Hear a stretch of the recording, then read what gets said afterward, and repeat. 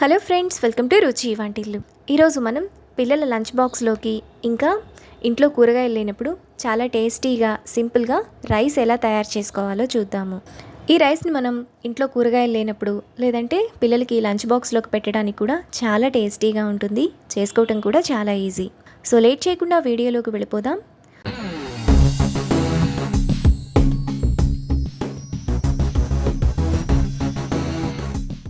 ముందుగా ఈ రైస్ చేసుకోవడానికి మిక్సీ జార్ తీసుకొని అందులో 10 వెల్లుల్లి రెబ్బలు, అర టీ స్పూన్ మిరియాలు, 1 టేబుల్ స్పూన్ నువ్వులు, 1 టీ స్పూన్ కారం, పావు టీ స్పూన్ జీలకర్ర వేసుకొని కొంచెం బరకగా మిక్సీ వేసుకోవాలి.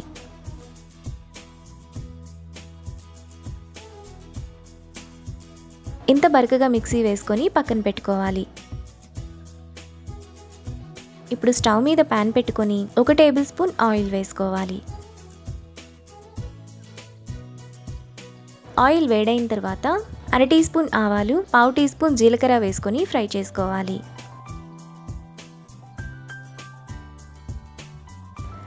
ఆవాలు జీలకర్ర వేగిన తర్వాత 3 టేబుల్ స్పూన్లు పచ్చిబఠానీ వేసుకొని 1 నిమిషం పాటు మీడియం ఫ్లేమ్లో ఫ్రై చేసుకోవాలి.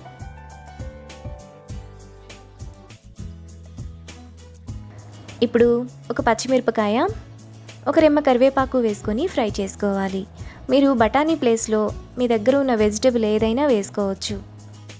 పచ్చిమిరపకాయ కరివేపాకు వేగిన తర్వాత ముందుగా మనం మిక్సీ వేసుకున్న పొడి వేసుకొని 1 నిమిషం పాటు కలుపుకోవాలి.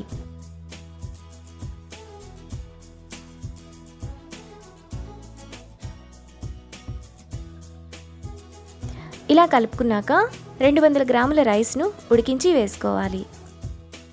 ఇప్పుడు టేస్ట్కి తగినంత ఉప్పు వేసుకొని మసాలా అంతా రైస్కి పట్టేలా కలుపుకోవాలి.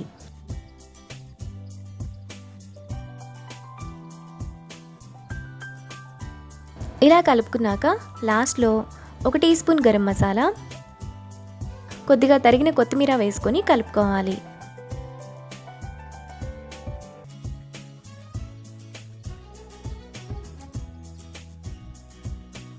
మనకు చాలా టేస్టీగా రైస్ రెడీ అయిపోయింది. ఇప్పుడు ఈ రైస్ను ప్లేట్లోకి తీసుకొని పిల్లలకి లంచ్ బాక్స్లోకి పెట్టడానికి ఇంకా అప్పటికప్పుడు వేడివేడిగా సర్వ్ చేసుకుంటే ఎంతో టేస్టీగా ఉండే గార్లిక్ రైస్ రెడీ.